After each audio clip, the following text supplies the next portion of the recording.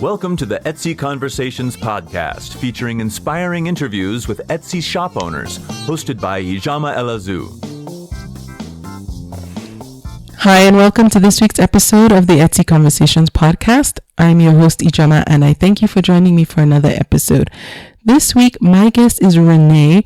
Renee runs the Etsy shop Tripods. I've been saying it all day, so that's why I said that. Renee, thank you so much for being my guest, and welcome to the podcast. Thank you for having me. It's great to be here. You're welcome. See, it's okay to mess up, so don't feel bad if you stumble over your words. Now, Renee's shop Tripods, she sells custom handcrafted jewelry and art for people, pets, and special occasions. And you've been selling on Etsy since 2010. But before we jump right into the conversation, can you just give us a little bit of background about yourself? Sure. My passion is making jewelry, pet themed jewelry for people. And I do make jewelry for pets as well. I'm a freelance writer for the RV and travel industry. And I run a community called tripods.com along with my husband, Jim Nelson. Thank you. And I'm going to have a link not just to Renee's Etsy shop, but also to Tripods, and we're going to talk more about that in our conversation. Before we go on, I want to give a huge shout out and say thank you so much to Kim of Bull Mountain Arts. Kim actually connected Renee and I, and she made the suggestion to have Renee on the podcast, and I'm very grateful for the recommendation. Kim, thank you so much for connecting us. This conversation is happening all thanks to you, so thank you, Kim. I'm going to have a link also to Kim's Etsy shop. It's Burrow Mountain Arts. If you just want to go ahead and type it in now, it's BURROMTNARTS, but it will also be in the show notes. So thank you, Kim. Thank you, Kim. So Renee, when you started selling on Etsy in 2010, did you know about Etsy before you started selling, and what went into your decision to become a seller on Etsy? Well, I knew about Etsy because I had heard about it from some creative friends of mine, but I never even considered selling on there until a friend of mine who does have a very successful shop on there told me, you really might want to consider opening a store. And the reason she did that was because I asked her if she could make me something for my Tripods community. And it was really out of her realm of expertise. And it was something so simple that she said, you know what, you can do that yourself. I'll show you how. She did. And she showed me how to make this piece of jewelry. And I put it in the store. And whoa, I sold something. That was so exciting. So that's what originally inspired me. Do you remember how soon after you made it and listed it that it sold? Oh gosh. It wasn't very long. Maybe a week, 2 weeks, maybe. Wow. Yeah. I have to say though that because I have my Tripods community already there, that it was relatively easy for me to reach out to them. So I don't want to give people these crazy, expectations. But yeah, it was pretty easy for me at that point. So basically you're saying if you list it, they will come if they're already there. Yeah, exactly. It's a lot easier that way if you already have a built-in audience. So let's talk about that. Let's talk about the Tripods community that you already had and were able to market to immediately, because I think that's something we haven't really talked too much about, is selling on Etsy as an adjunct to something you're already doing and making it an additional revenue stream. So what's the Tripods community all about? So the Tripods community is an animal amputee support community. When somebody has a cat or dog that's going to lose a leg, it's pretty traumatic for the pet parent. And they go to the web and they look for some kind of help, some kind of confirmation that what they're feeling is totally normal. Yes, I'm worried about my dog or my cat. How are they going to live on 3 legs? So we're there to support them with information, videos. We have a 10,000 plus member community that is there to help and show them that they've been on that same path and they made it, and so can other people. And what was the inspiration behind you forming this community? Well, it was my dog, Jerry. Jerry was a German Shepherd mix who got diagnosed with bone cancer on his front left leg. And when doctors told us that his leg had to come off in order to give him a better quality of life, my husband and I were just stunned. We had no idea that a dog could get cancer or that they could even be happy on 3 legs. And we started blogging about it. And once we started getting a lot of comments from people, we thought, whoa, we don't have all the answers. We're just 2 people with one type of cancer. So Jim put in discussion forums, and that's when things got really busy in our community, and people started joining because their dog or cat was dealing with a similar or the same kind of cancer. Wow.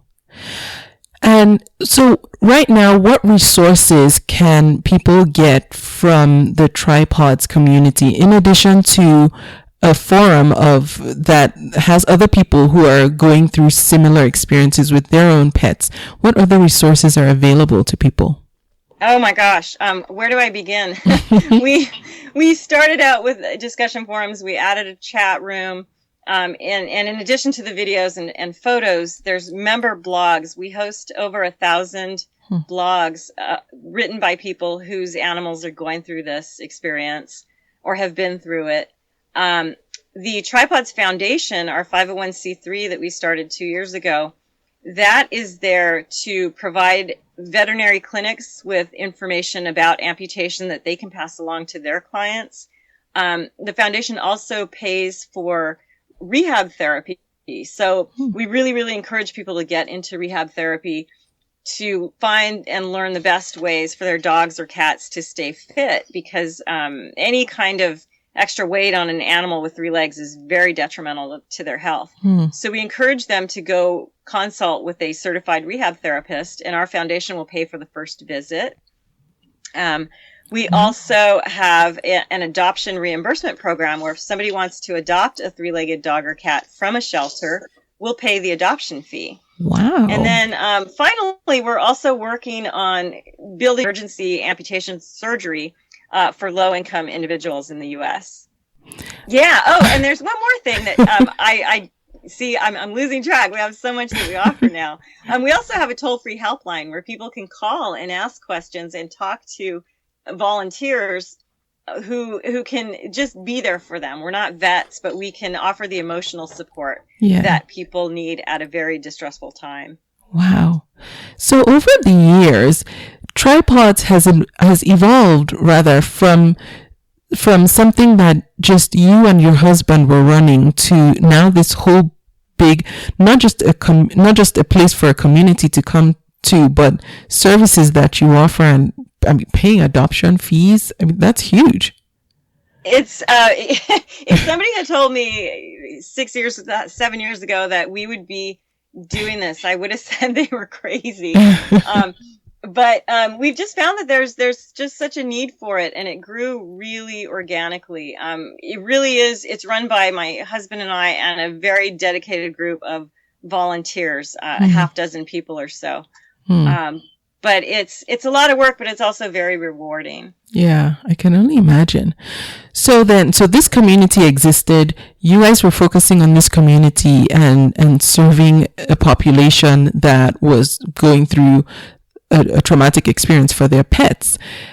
And then you think of making jewelry for them. Is that how Etsy came into the picture? Exactly. Well, one of the things that we do is we showcase products that are helpful for amputee animals, such as certain types of harnesses and other assistive devices like that. And so we have a storefront on the .com side and different things that we promote that way. And The jewelry, I just wanted to get our logo and tripod awareness out there.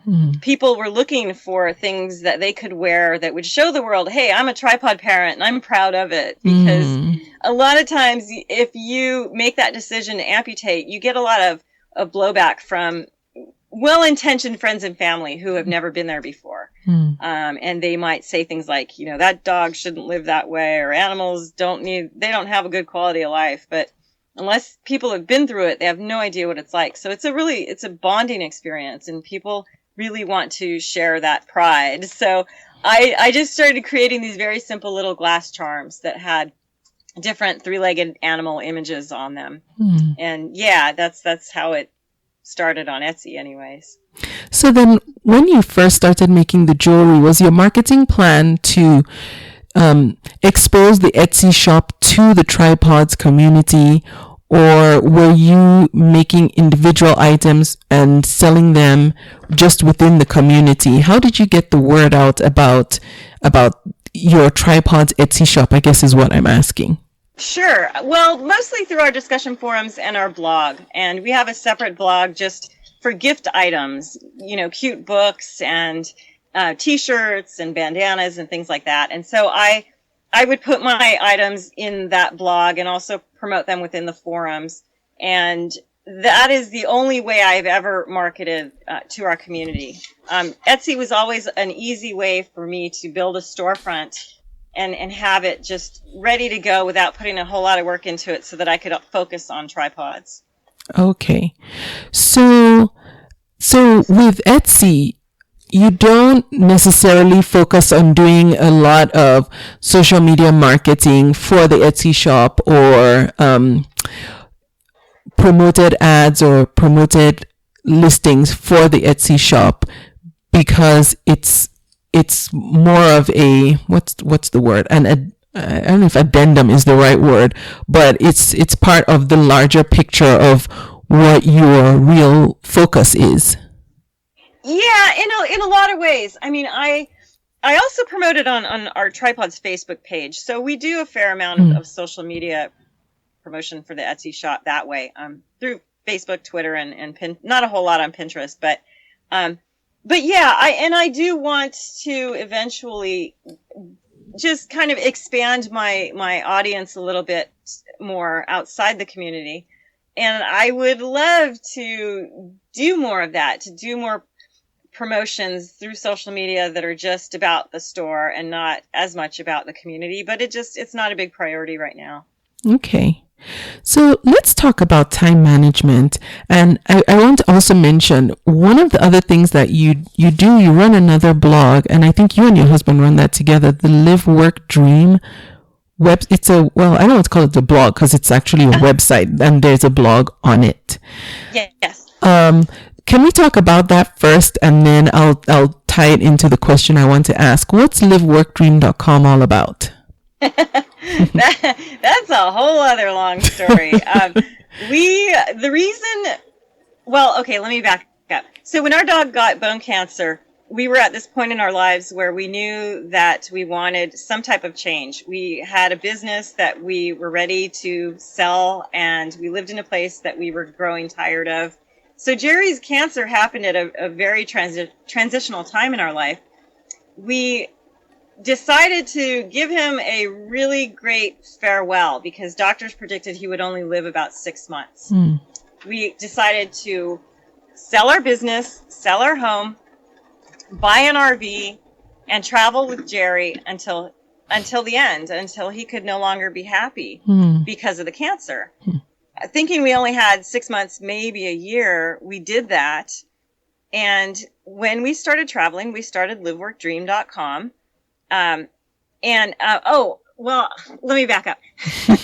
That actually started because we were trying to sell our business and our home, and we promoted it that way through liveworkdream.com. It was actually a stealth website to promote our business and home sale, and we did, and we sold it that way. Wow. So we turned it into a travel blog when we started traveling with Jerry, and that is now a complete documentation of our travels, thoughts about where we've been. It's a very informal place for us to just kind of gather our thoughts about this whole other side of our life. And are you and Jim still RVing right now? Yeah. So Jerry really defied all of the odds. He ended up living when we were only supposed to be gone a year. We just said, let's take a road trip for a year. Jerry's probably not going to make it past that. Let's figure out what we're going to do, what we want to be when we grow up. So when Jerry kept thriving, we said, well, why do we need to stop? Let's figure out a way to make a living and do this, because we really enjoyed it. We had no idea we would like it so much. So yes, to answer your question, we are still doing it 9 years later. We full-time RV, we live in our RV and kind of chase good weather around the country. Yeah, I was going to ask, how do you pick where you're going to go next? Well, I have to be honest. We're pretty biased towards the western states, only because it's easy. The roads are bigger. It's cheaper to camp out here, and we just like it. The population density is so much lower than when you go east of the Mississippi. Yeah. So we generally stay in the west somewhere, and it's just kind of, follow the good weather. That's what we like to do. So Renee, I'm so fascinated with you running a business from the road, because I know so many of us dream about just living footloose and fancy free, which, it's not to say that you're not doing anything, because obviously you're doing so much. But how do you run an e-commerce business? Because I would think, it makes sense if you run a business that's online. So let's say a blog and you do affiliate marketing and all whatnot through your blog. Mm-hmm. But then you have a business where you're making a physical product that you need to ship to customers when they buy it. So how does that all work? We gradually figured out how to make it work, but it didn't happen overnight. The first thing that we did when we hit the road was we bought a satellite internet system so that we could be online wherever we traveled. And that has been the key to us being able to respond to customers, fulfill orders, manage our community, and make a living. Without a reliable internet connection, it would be impossible. So that's the biggest asset that we had when figuring out how we were going to run things. To make it work, it's really not all that hard logistically, except when we tend to go to really remote places where I'll make all of my jewelry and fulfill all of my orders and then go one day a week to the post office because it's 50, 60 miles away. Oh, wow. So there's a little bit of a challenge there, but not much. I mean, it's still totally worth it. So before you get to a new place, do you always have to take those logistics into account? Like, how close will you be to a post office or a UPS store if not a post office? Sometimes, because for the other half of what I do is I'm a freelance writer, and if somebody is going to send me something for an article, I need to be able to get mail. And so I tend to pick an RV park in a place where I know they'll be happy to receive my FedEx or UPS packages, that kind of thing. It's not that bad, because there's very few places in this country where you're not within at least a half-hour drive of a post office. It's limited our international travel because we'd really like to go to Mexico, but there is no way I could fulfill orders on a regular basis from down there at this point, as it would be too challenging for me right now. I think if somebody can figure out how to do it, I'm guessing you guys will someday. Thanks. I'll let you know. Yeah. Now, how about your studio where you create the items and receiving supplies to make the items? How does that work when you're out on the road? Well, I owe it all to my husband. He's making this really adorable face right now because he's gloating. Oh, he's right there.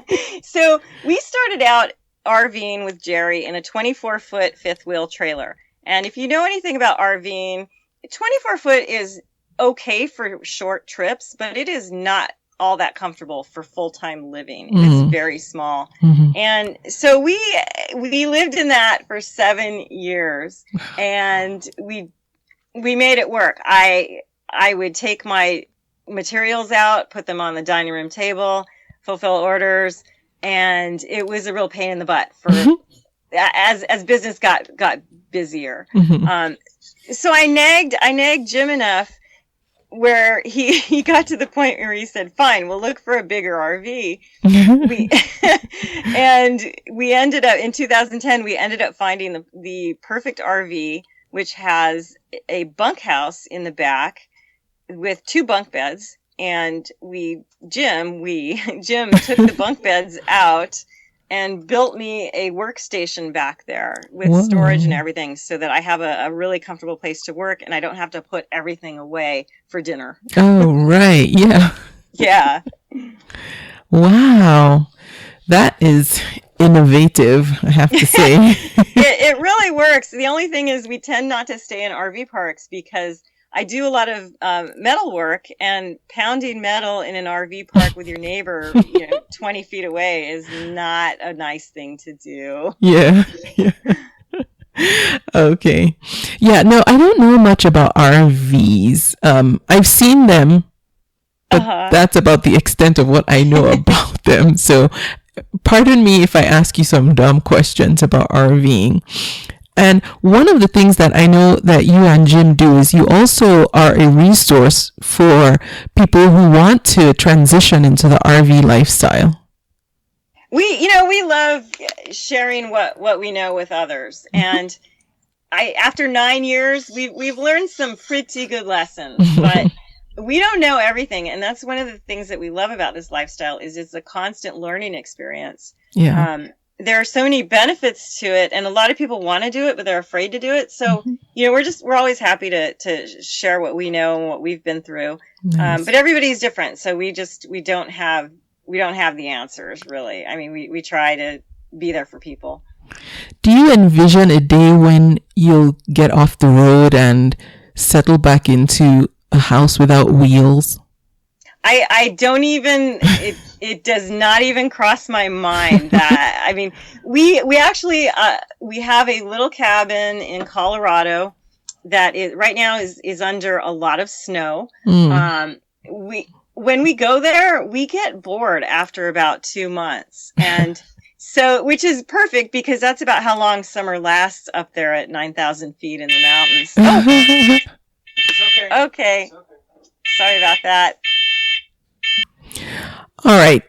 That was a carbon monoxide. What was that now, Renee? It was a CO2 detector, meaning that it thinks there's a leak somewhere, a propane leak in our RV, but there isn't, and it's defective, and we need to fix it. So that's one of the things about RVing is things are always breaking when your house moves down the road.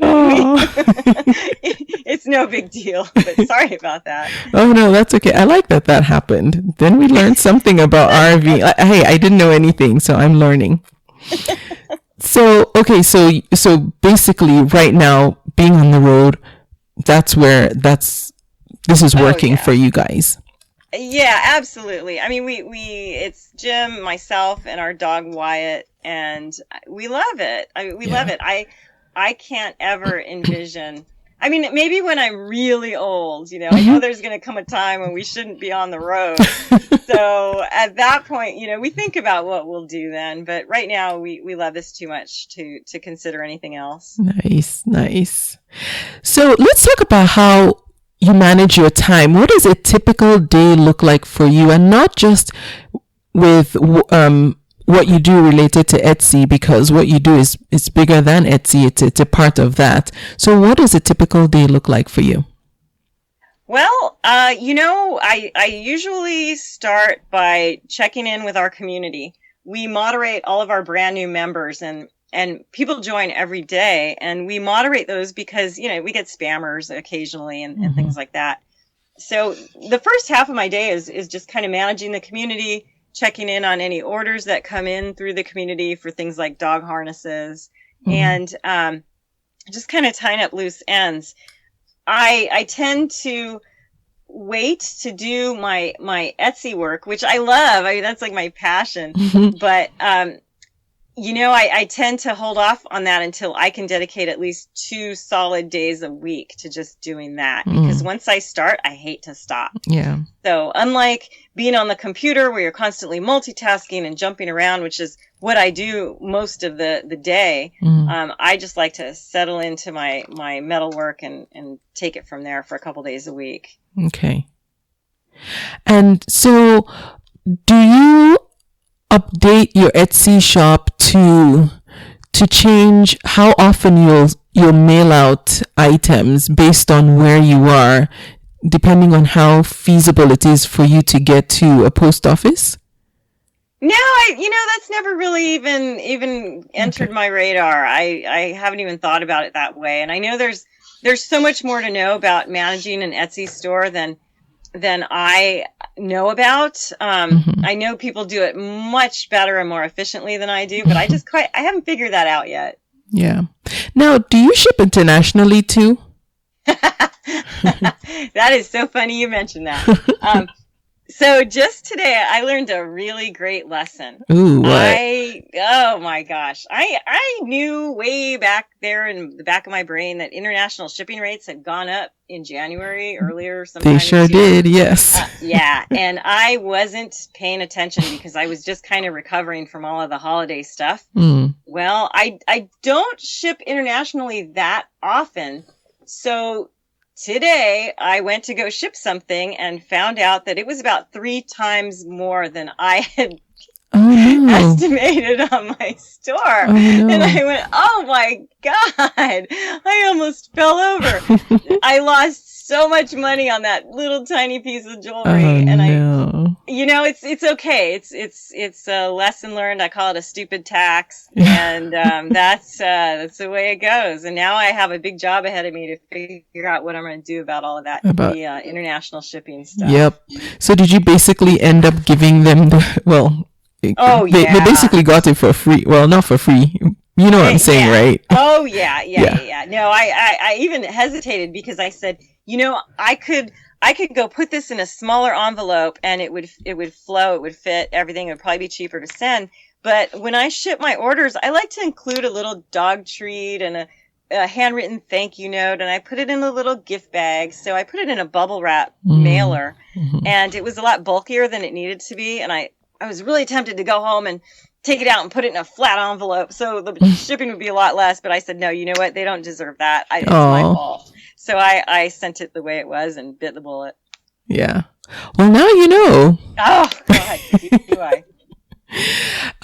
One other thing I want to mention, because Etsy is not your only source of income, and unlike most other people who sell on Etsy and might work a day job, you have other sources of income, but you don't go to an office. Can we talk a little bit about what else you're doing?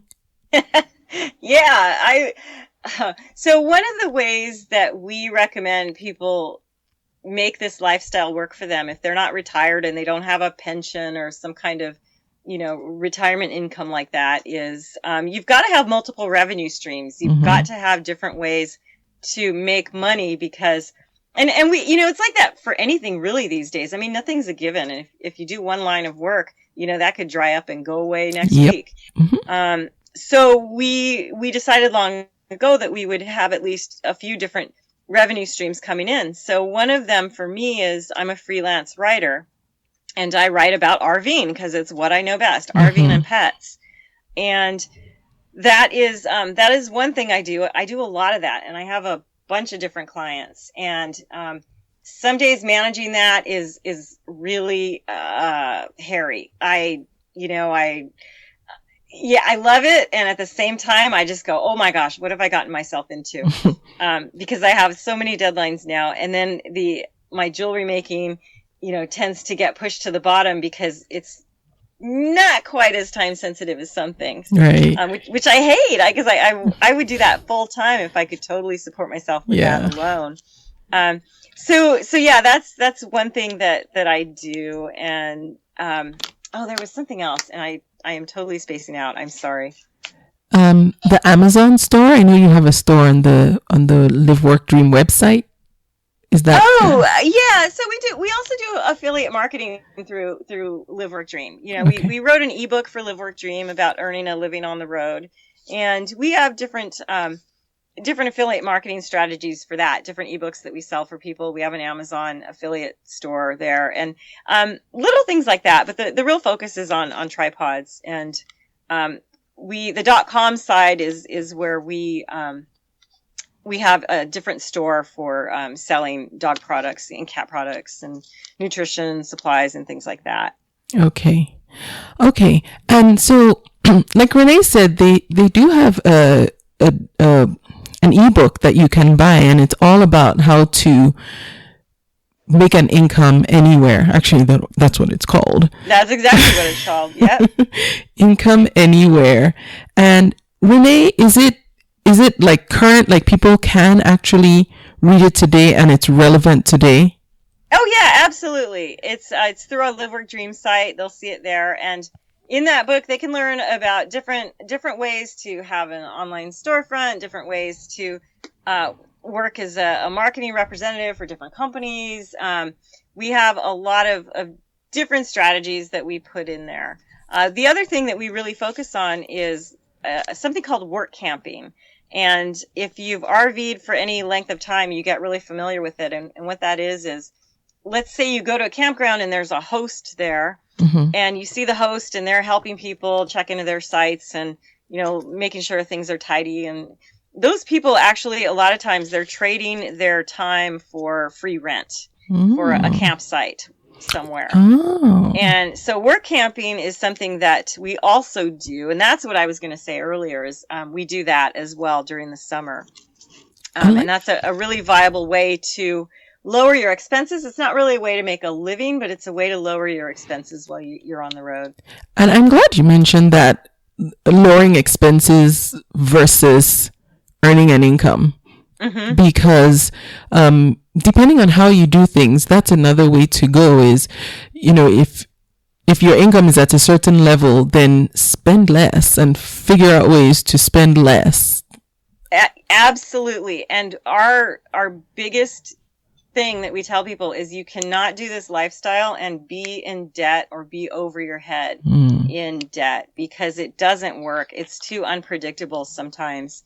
And so we stay out of debt and we keep our expenses really low. It's not, we're not living, eating ramen noodles every night, but we're just very conscientious because we don't ever want to be in debt again. We used to be, and it was a really, really scary time. Yeah, I hear you. Okay, Renee doesn't know I'm going to say this, but what I want to do is, because I know that a lot of people who sell on Etsy are also thinking of ways to become financially independent or develop additional income streams. Perhaps they stay at home, or they work at home, or they want to stay at home with kids, or just get extra income. So what I'm going to work with Renee off the air on this, but I think I want to do another giveaway. I haven't done one in a long time, but I think I want to do a giveaway for Renee and Jim's book, Income Anywhere, for maybe a couple of people. We'll just have a random raffle drawing, and absolutely, I'll buy the books and then give them to whoever wins for free. So you don't need to buy the books, and we were more than happy to. No, okay. No, let's really, talk offline. On your show, thank you. We'll discuss offline, Renee. Okay. So let's talk about social media. How important is social media to what you do? Is it something that you focus on at all very much? It is extremely important no matter what you do. And I hate to say it, because it is not my favorite thing to do. I am not a showy kind of person. I'm not a look at me kind of person. And my husband's the same way. But once we realize that that's the way of the world, that's where people are, and you can't fight that. So you might as well play the game. So what Jim does is he manages our Tripods community and Live Work Dream Facebook presence, and I manage our Twitter presence, and we both chip in and do a little bit of Pinterest and a little bit of Instagram and things like that. it's a very crazy thing to juggle. Yeah. But there are ways to learn how to do it better. One of the ways we learned was through a group called Blog Pause, and they're all about social media for pet bloggers. Huh. Is that BLOGPAWS? Yes, it is. And anybody who has an interest in the pet industry and writes for them, they need to be in that space because it's a really, really helpful group. Okay, Blog Pause. I'll put a link to Blog Pause in the show notes as well, in case anyone wants to check it out. I know there are other people who make pet jewelry or animal themed jewelry. So would that be a good resource for them as well? Yeah, I would think so. I mean, because it's not just about having a WordPress blog. It's Blog Pause is about people who have what they call microblogs, a very large or growing Instagram presence, or they want to grow an Instagram or Pinterest presence. So there's all sorts of ways that Blog Pause embraces different people's styles for being into social media. Okay, very good. So most of your social media it stems from tripods, and you haven't necessarily set up specific social media channels for the Etsy shop because it's a part of the bigger tripods umbrella. Is that right?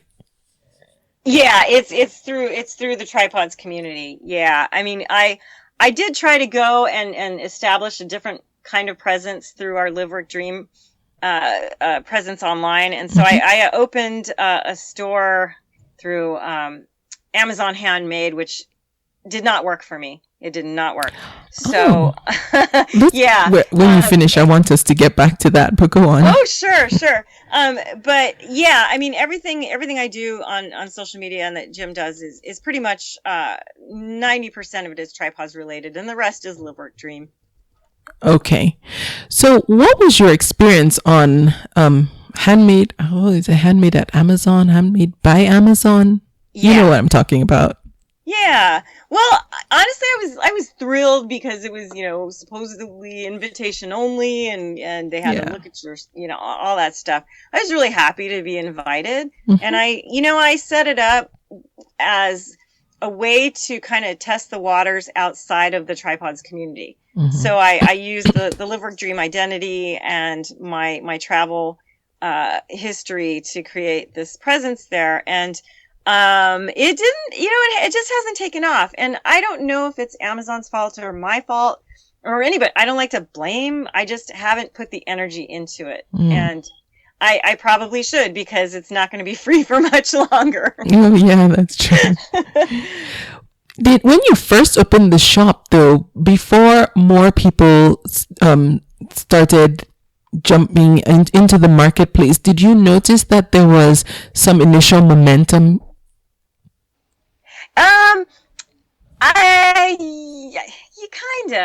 Kind of. Only because I was telling friends and family about it at first, and through my own Live Work Dream connections. But yeah, I just I haven't seen the real momentum there. I still see a better return from my Etsy store. And one thing I wanted to say was I have never really measured how much of my Etsy customers are from tripods and how much are just find me organically. And I know I need to be better about researching that. But I honestly don't know. I know the vast majority are definitely tripods related. Yeah. Okay. And again, that's the benefit of having an existing community that you can easily market to. Yeah, definitely. And whether you have a very large one like we do, or you have your own blog where you've built up a presence and a connection with people who enjoy reading about what you're doing, it does make it much easier than to open an Etsy store and hope people are going to find you. Yeah. So back on Etsy, when you have a new product that you come up with, how long typically does it take you from developing or when from inception of a new idea for something to sell to actually making it and having it listed and available for sale? Sometimes too long, in my opinion. I tend to try things out on on friends and family and give them away and just like get it better and better at a certain item before I actually list it. So it could take months. But once I feel like I'm pretty confident with it, I would say maybe 2 weeks. Okay, that's cool. That's not too long, Renee. Oh, in this world, my God, that might as well be 2 years. Everything moves so fast now. It does. But trust me, like I have ideas that are still brewing in my mind and I haven't even put them on paper. And, if you can get it out in 2 weeks, that's good. Thanks. What's something that you would say is really working well for you right now?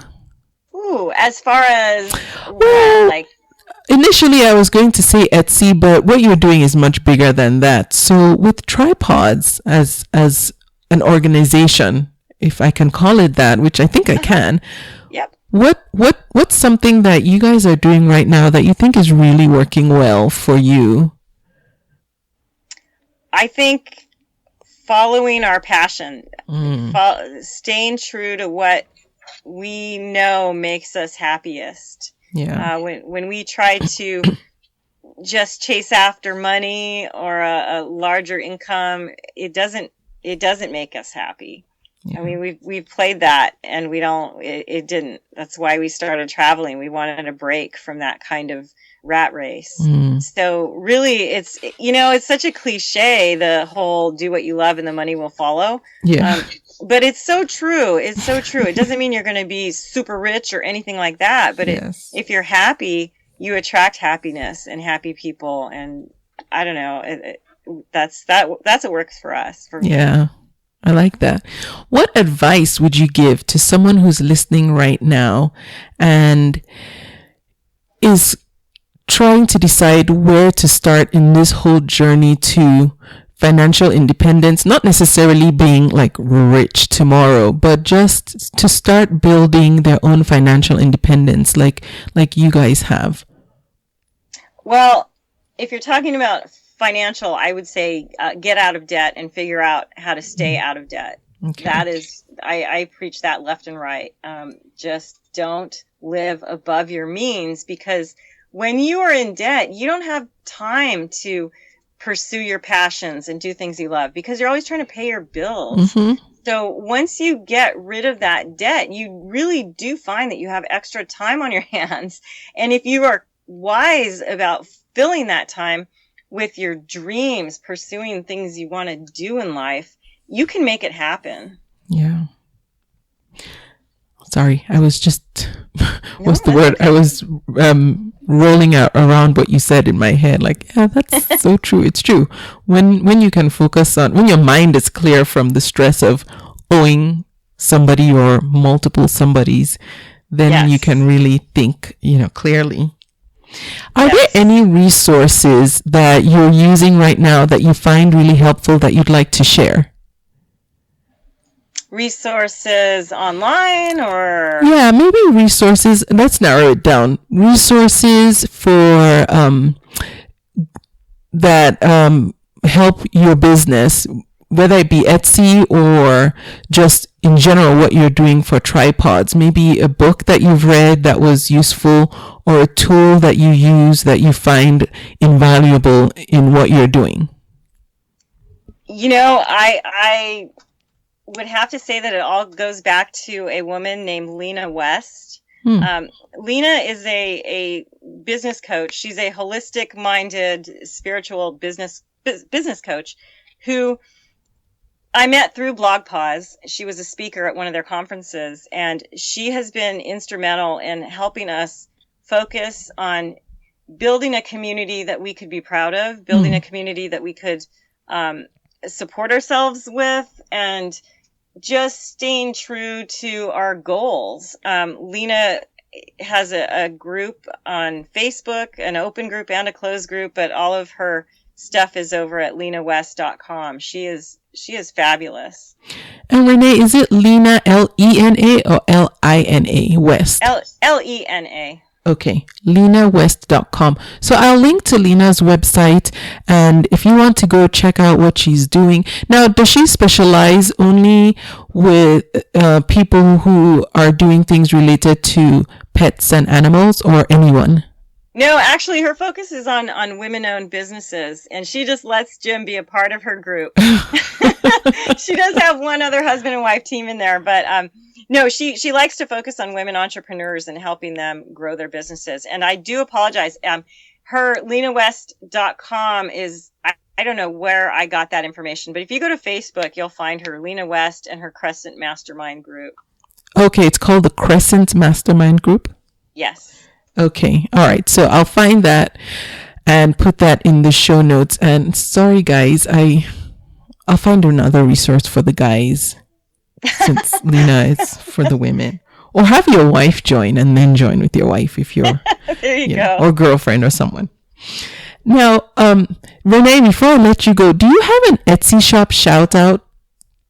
I do. So in addition to Burrow Mountain Arts with Kim and her wonderful store, the woman who got me started on Etsy, her name is Michelle Bruner, and her store is called Remix, Remiks Jewelry Shop. And she makes fabulous, very earth-friendly, organic jewelry that is just incredible. She's the one who believed in me before I believed what I was envisioning. And so I really owe everything I do on Etsy to her. Oh. So that's Michelle Bruner, and her Etsy shop is Remix, Remiks, you said? Yes. Okay. Oh, and then Kim. I forgot. I was like, wait, wasn't there a second one? You said Kim. Yeah. Yes. Burrow Mountain Arts. Yeah. So I'll have links to both Michelle and Kim's shops. Please go check them out. Look at what they're doing and let them know Renee sent you. Renee, thank you so much for spending this time with me and sharing all about what you're doing and the story of tripods. There's a video I'm going to put in the show notes. It's a video that Renee and Jim did. Was that for PBS or National Geographic? It was PBS, right? Yes, it was PBS. Yeah, I'm going to put that in the show notes. It just gives the background of. It will give you some background about tripods, and you'll get to see Jerry and learn more about his story. And so I'm going to have that in the show notes. Go to convome.com/tripods. It will all be there. Renee, what's the best way people can get a hold of you if they want to reach out to you? Through my Etsy shop or through tripods. Either way is fine. I'm pretty responsive. Okay. And again, I'll have links to that, to Renee's Etsy shop, so you'll be able to contact her through that, and tripods.com as well. Again, Renee, thank you so much for being my guest on the podcast. I really appreciate you taking the time out to talk to me and teach us, some of us who needed to know a little bit more about RVing and tripods. Congratulations on what you're doing over in the tripods community. I think you guys are doing something really special for, a community that needs that. So congratulations and thank you. Oh, thank you. It was my pleasure. And I thank you for listening to the podcast. I will be back next week. Thank you for listening. You can subscribe to the podcast in iTunes, and while you're there, please leave a review too. Visit convome.com to leave a comment or feedback on this episode.